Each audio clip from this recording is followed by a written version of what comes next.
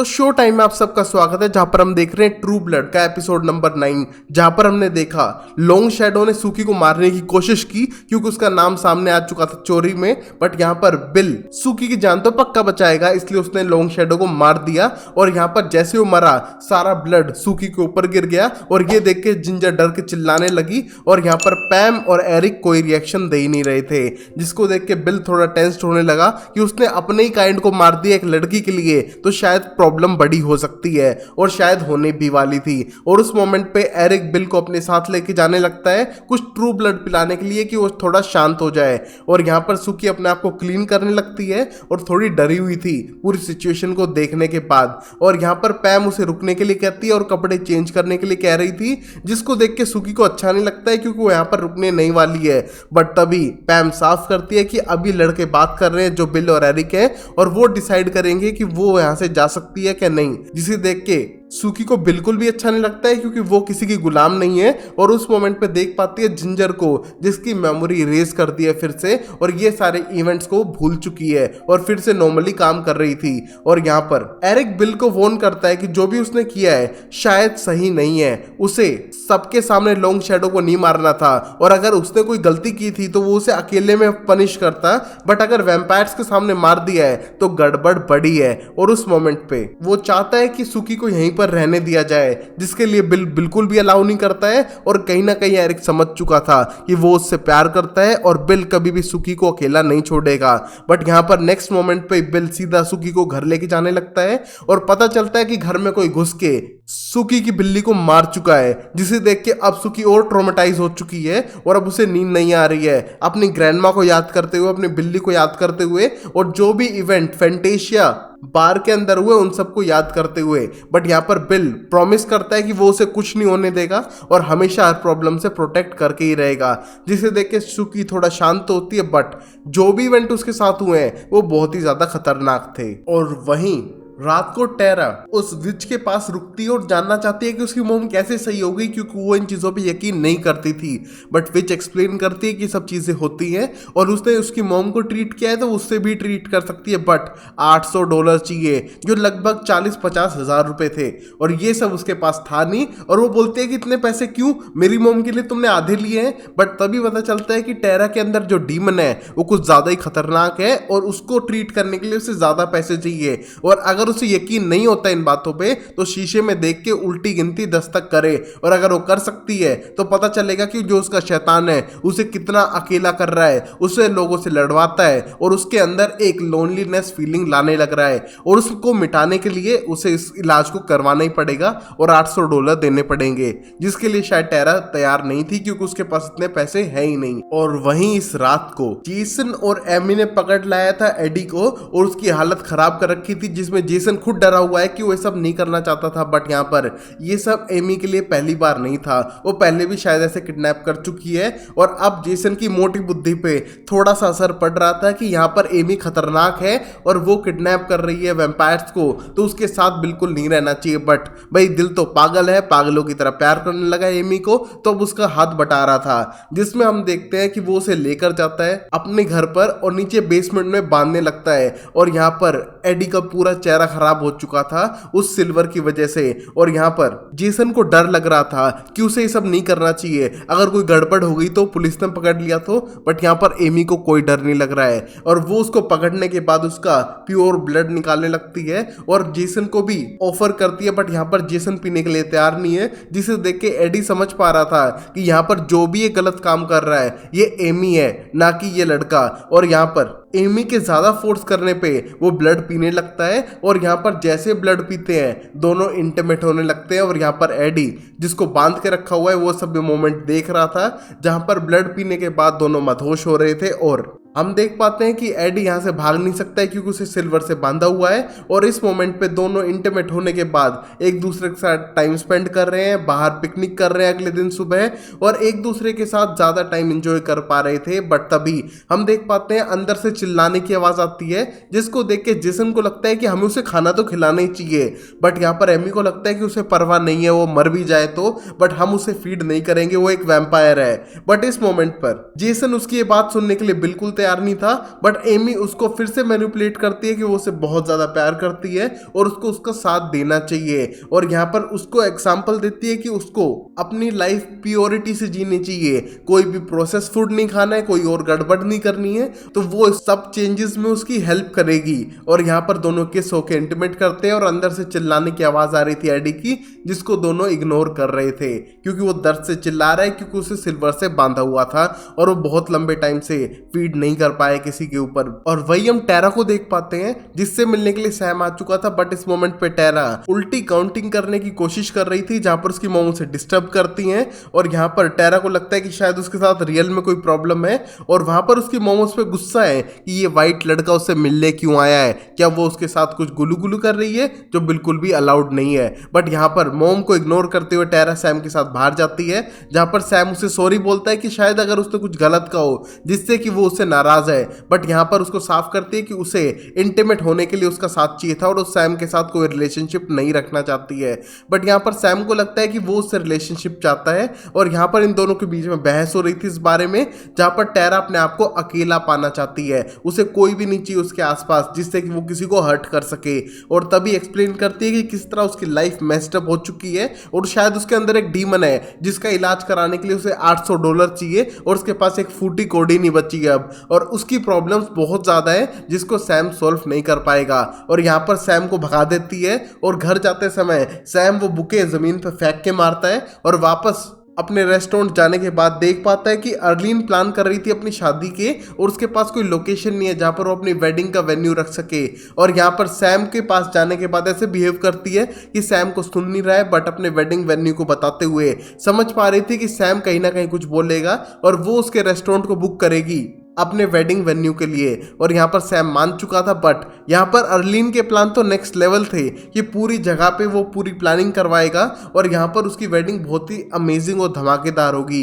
जिसके लिए सैम इतना तैयार नहीं था, बट अब उसे हाँ कह ही चुका है तो करना पड़ेगा। और यहाँ पर एमी ये सारी बातें सुन पा रही थी, और तभी सूकी भी अपनी शिफ्ट के लिए आ चुकी है, बट वो बहुत ज्यादा गुस्से में नजर आ रही है और एंडी को मिलने के बाद अपना गुस्सा जाहिर करती है कि किस तरह पुलिस डिपार्टमेंट कुछ नहीं कर पा रहा है। और कल रात को एक बंदा उसे मारने के लिए वहां पर आया था, बट उसको ना पाकर उसकी बिल्ली को ही मार के चला गया। और यहां पर उसने कोई पुलिस कंप्लेन इसलिए दर्ज नहीं कराई क्योंकि उसका कोई फायदा नहीं है, क्योंकि फिर भी एंडी यहां पर आने के बाद चीज बर्गर ही ठूसने वाला है जिसका कोई फायदा नहीं है। उसे कुछ करना चाहिए इस टाउन के लिए और उसकी जान बचाने के लिए, क्योंकि वो सीरियल किलर उसके पीछे पड़ा हुआ है। और यहाँ पर एंडी को लगता है कि उसे तो इसके बारे में कुछ भी नहीं पता है, बट तभी वहां पर एमी आके पूरी सिचुएशन को शांत करती है और लेकर जाती है सूकी को बाहर और उससे बात करने लगती है कि उसके साथ जो भी प्रॉब्लम है वो शेयर कर सकती है और यहाँ पर वो एक फैमिली की तरह है। और तभी सूकी को लगता है कि शायद एमी उसके भाई के लिए कुछ ज्यादा ही अच्छी है और उसके बारे में जानना चाहती है कि क्या उसकी पहले शादी हो चुकी है या फिर उसके साथ कोई और गड़बड़ तो नहीं है। बट तभी एमी साफ करती है कि उसके साथ कोई गड़बड़ नहीं है और उसका भाई उसे बहुत ज्यादा मिस करता है और उसकी ग्रैंडमा की डेथ के बाद जो भी पंगे हुए उन दोनों भाई बहन के बीच में उस सबको सोल्व करना चाहता है, जिसको देख के लगता है कि एमी और जैक्सन कुछ ज्यादा ही पास आ चुके हैं। और सूकी ये देख के थोड़ी टेंस्ड है क्योंकि वो अपने भाई को जानती है कि वो कितना बड़ा कुत्ता है और कोई गड़बड़ ना कर दे। और यहाँ पर एमी बोलती है कि उसे पता है कि वो उसके भाई के लिए कुछ ज्यादा ही अच्छी है, बट वो यहाँ पर खुश है इस फैमिली को पाके। और जैसी सुकी है उसको बहुत ज्यादा लोग पसंद करते हैं और वो भी उन लोगों की लिस्ट में ऐड होना चाहती है क्योंकि वो एक फैमिली बनना चाह रही थी, जिसको देख के सुकी थोड़ा खुश होने लगती है कि कोई तो है जो उसकी बात सुनने के लिए तैयार है। और अब जेसन अपने वर्क ड्यूटी पे था और यहाँ पर उसे लगता है कि जो भी बातें एमी ने कही है वो सच है कि सब कुछ कनेक्टेड है, हम पेड़ से कनेक्टेड, हम दूसरी दुनिया में है ये सब। बट हम देखते हैं तभी उसको लगता है कि उसका दोस्त रेने पेड़ को हार्म करने की कोशिश कर रहा है ड्रिल करते हुए, तो उसे धक्का मार के गिरा देता है। और ये देख के वो डर चुका था क्योंकि उसकी जान भी जा सकती थी इस ड्रिल मशीन से। और यहाँ पर वो एक्सप्लेन करता है कि इस पेड़ को हार्म हो रहा था और ये सब नहीं करना चाहिए। और रेने को इतना गुस्सा आता है कि उसे लगता है कि वो मुंह तोड़ देगा जेसन का, क्योंकि अगर वो पेड़ के लिए अपने दोस्त को मरवाने के लिए तैयार है तो वो दोस्ती भाड़ में गई उसके, क्योंकि कुछ टाइम बाद उसकी शादी है और ये सब उसको नहीं करना चाहिए। और गुस्से में वहां से जाने लगता है। और यहाँ पर बार बार उसका दोस्त जेसन को शांत करने की कोशिश कर रहा था, बट जेसन को गुस्सा आता है और वो ड्यूटी के बाद सीधा घर जाने लगता है और वो बहुत ज्यादा फ्रस्ट्रेटेड था। और यहाँ पर अभी भी चिल्लाने की आवाजें आने लग रही थी एडी की, जिसको देख के उसे गुस्सा आता है। बट एडी उससे रिक्वेस्ट करता है कि थोड़ा उसे ऊपर उठा दे उसे लंबे टाइम से ब्लड नहीं पिया है और उसकी हालत खराब है बहुत बुरी तरह से। और यहाँ पर उसने इतना पेन कभी नहीं सहा जिंदगी में जब वो इंसान भी था तब भी, जितना उसे अब ब्लड ना पीने पे हो रहा है। जिसको देख के जेसन उसके पास बैठ के बातें करने लगता है, जहां पर पता चलता है कि एडी बुरा इंसान नहीं था, उसकी जिंदगी थोड़ी प्रॉब्लम से चल रही थी और उसकी वाइफ को उसका छोटा सा सीक्रेट पता चल गया, इस वजह से वो छोड़ के चली गई थी इसे। और यहाँ पर एक वैम्पायर ने उसे टर्न कर दिया और यहाँ पर वो वैम्पायर इसलिए बनना चाहता था क्योंकि कहीं ना कहीं लोग उससे अट्रैक्ट होंगे, और ऐसा तो हुआ नहीं, बट अब वो किडनैप हो चुका है और यहाँ पर मरने लग रहा है और यहाँ पर उसकी हेल्प करने वाला कोई नहीं है। और हम देखते हैं ये सब सुनने के बाद एडी की हेल्प करने के लिए तैयार था जेसन, और यहाँ पर कहीं ना कहीं जेसन सॉफ्ट कॉर्नर रख रहा था एडी के लिए क्योंकि वो बुरा इंसान या वैम्पायर नहीं था। और तभी आप इस वीडियो को लाइक कर सकते हो, चैनल को सब्सक्राइब कर सकते हो और सपोर्ट करने के लिए अच्छे से कमेंट कर सकते हो, जिससे कि मैं आपके लिए और सीरीज भी बनाता रहूं। और फिर जेसन भी फ्रैंक हो जाता है और एडी को अपनी स्टोरी बताता है किस तरह उसकी ग्रैंड माँ थी, उसके ग्रैंड पा नहीं थे। बट तभी एडी को लगता है कि एक मेल फिगर का होना जरूरी है लाइफ में, और यहाँ पर अगर उसके पास डैड या फिर ग्रैंड पा होते तो शायद उसकी स्टोरी अलग होती और जेसन शायद और अच्छा बंदा बन सकता था। और यहाँ पर उसे भी अपने बेटे के लिए होना था जो नहीं हो पा रहा है। और यहाँ पर जेसन को लगता है कि ऐसी जरूरत नहीं है, वो एकदम परफेक्ट है बिना डैड के भी। बट वहीं हम देखते हैं कहीं ना कहीं एडी समझाने की कोशिश कर रहा था कि उसकी चॉइस बुरी है और जो भी हरकत वो कर रहा है वो एक अच्छा आदमी नहीं करेगा। और यहाँ पर इन सब बातों को सुनने के बाद जेसन अपना ड्रीम बताने लगता है कि किस तरह वो एमी से शादी करके अपनी लाइफ परफेक्ट करना चाहता है। बट तभी एडी एक्सप्लेन करता है कि उससे शादी मत करना, वो साइकोपैथ है। और यहाँ पर ये सुन के जेसन को गुस्सा आने लगता है क्योंकि उसे वो बहुत ज्यादा पसंद थी और वो उसे बहुत ज्यादा अच्छी लगती है। और यहाँ पर तभी एडी एक्सप्लेन करता है कि वो बिल्कुल पागल है, वो मुझे मार देगी, वो साइकोपैथ है और तुम्हें उससे शादी नहीं करनी चाहिए। बट यहाँ पर इसकी बात ना सुनते हुए जेसन वहां से जाने लगता है और कहीं ना कहीं एडी सही कह रहा था क्योंकि वो साइकोपैथ है और वो कुछ भी किसी के साथ भी कर सकती थी। और उसी मोमेंट पे हम देखते हैं टेरा अपनी वर्क के लिए आ चुकी थी और यहाँ पर उसको अपने कैबिन में नजर आते हैं $800, जिसको देख के वो बात करना चाहती है सैम से कि उसे पैसे नहीं चाहिए। बट यहाँ पर सैम उसकी सुनने ही नहीं वाला है क्योंकि वो काम पे ध्यान दे रहा है और उसको इसके बारे में जानना नहीं है। और कहीं ना कहीं सैम हेल्प करने की कोशिश कर रहा था टेरा को इस बुरी सिचुएशन में, और उसी मोमेंट पे हम देख पाते हैं बुरी सिचुएशन में तो फंस चुका था बिल, जहां पर अभी एरिक पैम और एक चाओ नाम के बंदे के साथ आ चुका है जो उसको लेकर जाएंगे यहाँ से कत्ल के इल्जाम में। और यहाँ पर ये सब सुनने के बाद वो थोड़ा टेंस था, बट जाने से पहले एरिक से परमिशन मांगता है कि वो सुकी को बताना चाहता है कि वो कुछ टाइम के लिए यहाँ से जाने वाला है। और याद रखना एरिक, ये सारी सिचुएशन तभी हुई है जब सुकी को मैं तुम्हारे लिए लेकर आया था जिससे कि वो तुम्हारी हेल्प कर सके, इस चीज को भूलना मत। और यहाँ पर एरिक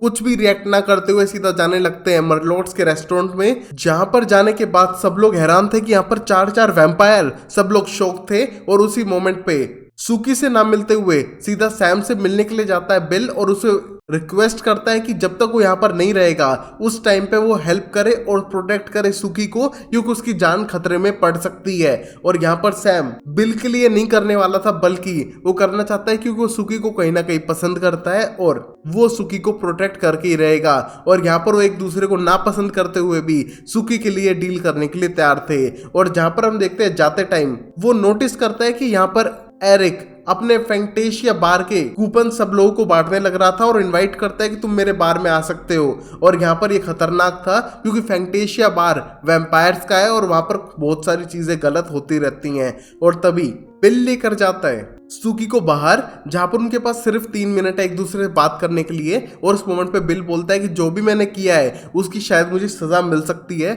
और लंबे टाइम के बाद ही मैं यहाँ पर वापस आ पाऊं, बट तब तक के लिए सैम को मैंने समझा दिया तुम्हें प्रोटेक्ट करने के लिए, क्योंकि तुम्हारे पीछे कोई कातिल पड़ा हुआ है और तुम्हें बात माननी पड़ेगी सुकी, और प्लीज जिद मत करना। जहां पर सुकी किसी पे भी डिपेंड नहीं होना चाहती है और वो साथ जाना चाहती है बिल के, उसको प्रोटेक्ट करने के लिए और गवाही देने के लिए कि यहाँ पर उसने उसकी जान बचाने के लिए सब किया है। बट बिल एक्सप्लेन करता है कि वैम्पायर सुनने नहीं वाले हैं और अगर तुमने किसी इंसान को मार दिया होता मुझे बचाने के लिए जो एक वैम्पायर है, तो भी तुम्हें कोर्ट में पेश होना पड़ता, उसी तरह उसे भी जाना पड़ेगा और वो समझ सकता है सिचुएशन को। और दोनों इंटीमेट होने लगते हैं। और ये देखकर पैम सोचती है कि अगर वो इंसान होती तो शायद वो इमोशन दिखा सकती थी, बट उसे कोई फर्क नहीं पड़ता इनके किस करने पे भी। और यहाँ पर बिल को जबरदस्ती वहां से ले जाने लगते हैं, जिस मोमेंट पे सुकी बहुत ज्यादा इमोशनल हो रही थी। और यहाँ पर टेरा आ चुकी है उसको सिंपैथी देने के लिए और उसके साथ टाइम बिताने के लिए। और यहाँ पर जितनी भी इनकी पहले की लड़ाई थी वो उन दोनों को भूल चुके हैं और एक दूसरे के साथ टाइम स्पेंड करते हैं।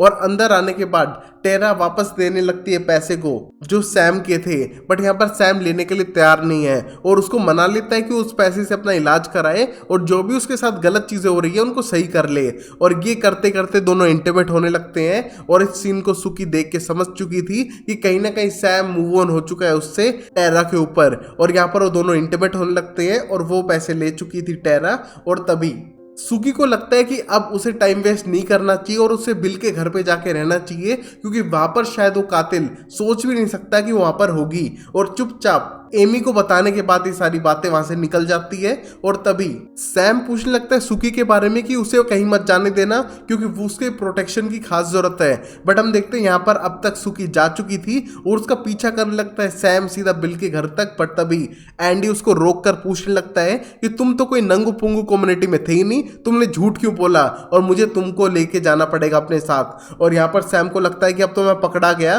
बट तभी वो अंदर जाता है घर के और उसको लगता है कि रेस्टोरेंट में रुककर वो थोड़ी देर में बाहर आएगा। बट बाहर आता है कुत्ता जिसको एंडी रोकने की कोशिश करता है बट रोक नहीं पाता है और वो सीधा भागते हुए जाता है सुकी के पास में, जहां पर सुकी उसको देख के बहुत ज्यादा खुश है और उसे लगता है कि वो इतनी दूर आ ही चुका है तो वो उसे कल वापस रेस्टोरेंट में लेकर जाएगी और आज उसे उसी के साथ सोना पड़ेगा। और यहाँ पर डॉग को लेते हुए रूम में जाने लगती है और जैसे वो चेंज करने लगती है यहाँ पर डीन एक जेंटलमैन की तरह अपनी गर्दन मोड़ रहा था, जिसे देख के सुकी को बहुत अच्छा लगा और यहाँ पर उसे अपने बेड पे सुलाने लगती है। और अब हम देखते हैं कि सुकी को लगता है कि वो अपने आप को प्रोटेक्ट कर सकती है। और तभी उसी रात को हम देख पाते हैं जेसन को जो ट्रू ब्लड लेके आ चुका था एडी के लिए, क्योंकि वो फिर भी फीलिंग्स रखता है और किसी को हार्म नहीं करना चाहता था एमी की तरह। और यहाँ पर उसे ट्रू ब्लड पिलाने लगता है, जिसको देख के एडी को लगता है कि यहाँ पर जेसन एक बुरा इंसान नहीं है बट कहीं ना कहीं एमी के साथ रहेगा तो बुरा बन सकता है। और अब अगले दिन हम देख पाते हैं सुकी को